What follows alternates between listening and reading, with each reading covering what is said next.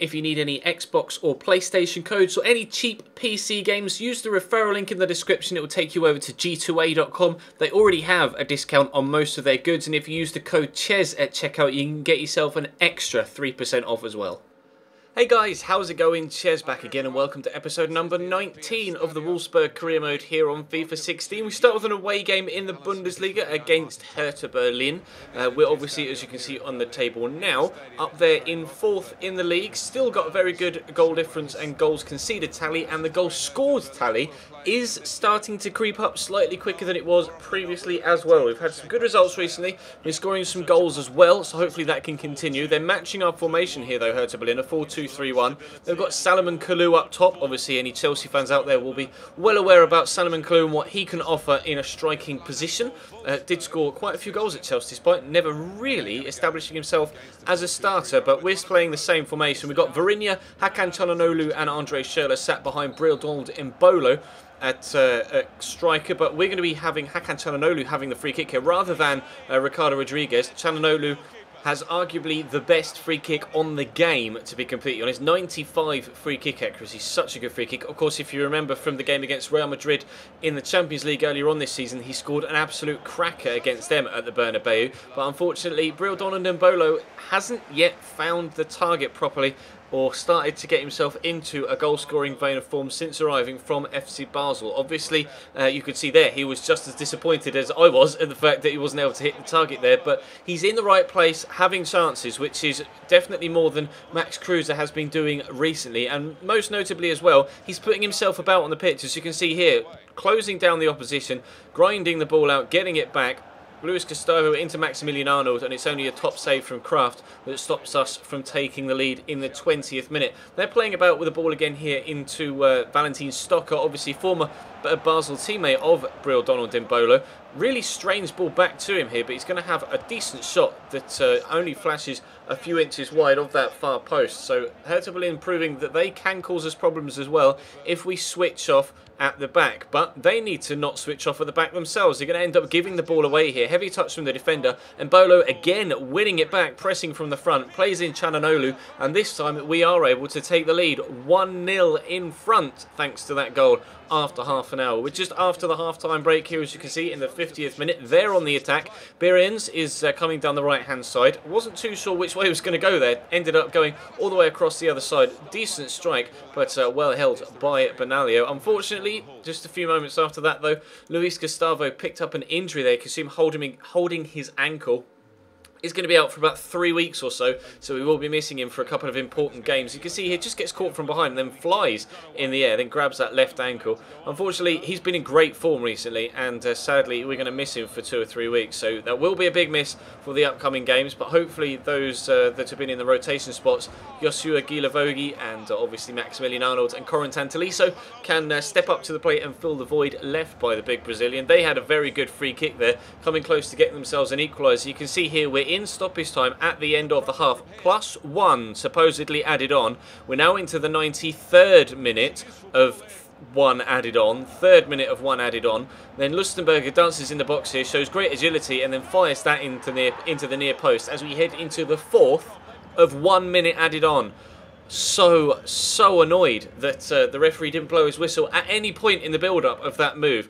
Ridiculous that the game went on that long, and in the end it cost us 3 points, or it cost us 2 points at least. It cost us getting the 3 points. We had to settle for just 1.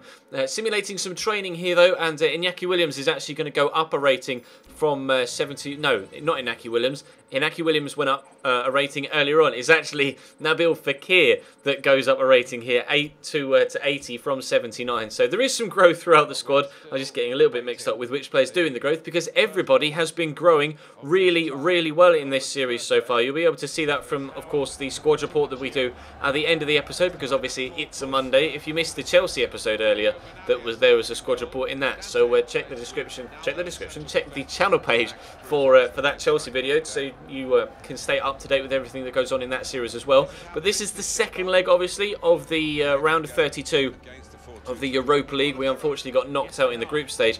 In the Champions League, finishing behind Real Madrid and Juventus in our group. And the first leg of this game, away in Russia, was a very stale 0-0 draw that had about 3 chances in the entirety of the game. They gave the ball straight to me there for that first highlight, but unfortunately Cruiser couldn't put it into the back of the net. Then it was their time through Bilyaletdinov. Obviously you'll remember him from his time at Everton, the Russian left-sided midfielder. And then we're on the attack again. Max Cruiser shows good strength here actually to shrug off the defender, not once but twice. Then he's going to try and turn back inside on that left foot. Gets it into Iñaki Williams. Lovely little fake shot from him, or turn inside. And then unfortunately the shot was straight at the goalkeeper. I was trying to squeeze it in that near post, but played it too far to the left. Then it's Manolo Gabbiadini's turn for a free kick, and this one's going to flash just over the top of the bar, very close to giving us a lead there after half an hour. And 35 minutes in, there's already been more chances now in this game than there were in the full 90 in the first leg, so it was definitely getting a little bit heated as the game went further and further on. They were going to have another chance here themselves, hitting the woodwork with a very, very good strike. I was a little bit wasteful with possession there, similarly to how they gave us the first chance of the game as well. But Julian Draxler dances through here, so many defenders to try and get past. Didn't have an option for a pass, so I had to go for goal, and again couldn't squeeze it in the near post, and the goalkeeper made a very good save. We're on the attack though in the second half, and you might have noticed there I wasn't in control of Max Cruiser when he made that header. I crossed the ball with Christian Trash, and the little red marker above the player head was still on Christian Trash as the ball came in, and it didn't change to Max Cruiser until after he connected with the header. The CPU scored the goal for me. Brilliant cross by Trash and an expertly tucked away header by Max Cruiser as well, but I didn't score that goal. The CPU did it for me. I'm glad they did. That gives us a 1-0 lead with 10 minutes to go here, and not long left to go at all when they have another chance here that flashes just wide. Devic is knocked to the ground. See here, just trying to get helped up by the defender, and he is not happy at all at the fact that A, he wasn't able to score that goal, and B, he was roughly treated as he took that shot. Gorgeous lob through ball though, brought down brilliantly by their striker, and it took a good save down low by Benaglio to stop them from equalising there. And they're going to have another chance before the game was out. You can see having a corner just 2 minutes from time. Substitutions have been made. Dancing in the box here, shot I think that was, ended up going towards the back post, and then they hit the bar with a header. We are walking a tightrope here, a very fine line, but a fine line that stayed intact, and we were the right side of it. That 81st minute Max Cruiser goal was enough to win us that game, and here in fact is where Iñaki Williams is going to go up a rating from 74 to 75. I got my two training sessions slightly mixed up, but good growth from everybody. As you can see, B's and C's throughout, apart from Nabil Fekir, who got a D, but he's already gone up one this episode, so that doesn't matter. And like I mentioned earlier on, plenty of growth from almost everybody in the squad right now. Benaglio is up 3, as you can see here, despite being 32 years of age. His contract is expiring in 4 months, but I have offered him a new one. I'm waiting to hear back whether he's going to sign that or not, but he's grown phenomenally well, and we've mentioned it throughout. He's had a fantastic season for us. He's kept 21 clean sheets so far this year, and we're only just into the beginning,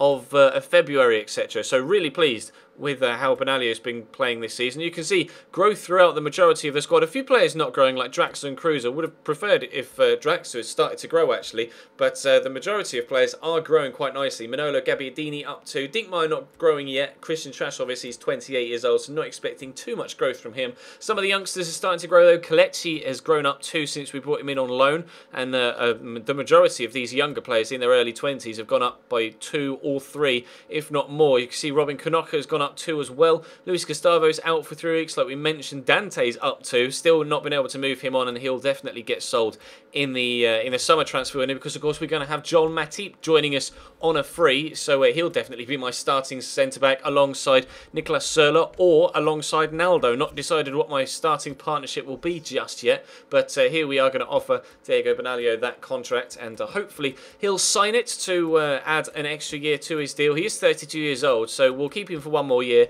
if he signs that contract, and then, well, he'll have to sign that contract, otherwise we'll lose him on a free. So hopefully he signs it, and then maybe we'll sell him on in the January of next year. Depends on how he plays for the rest of this year and the start of next season, though, because obviously he's had a very good year so far. We've only conceded 11 goals all year round, and as you can see, everybody else has conceded 16 plus. I think Bayern are the only side to have conceded, or the only side close to us when it comes to conceded goals, but we have still scored less than everybody else, but we are starting to improve on that front, like we mentioned. So hopefully that can continue. Drop this video a like if you enjoyed, of course, and subscribe if you haven't already. Check the channel page for anything you may have missed over the past few days. I'll be streaming career mode tonight as well over on Twitch, so check all my social media links in the description down below, and I'll see you next time.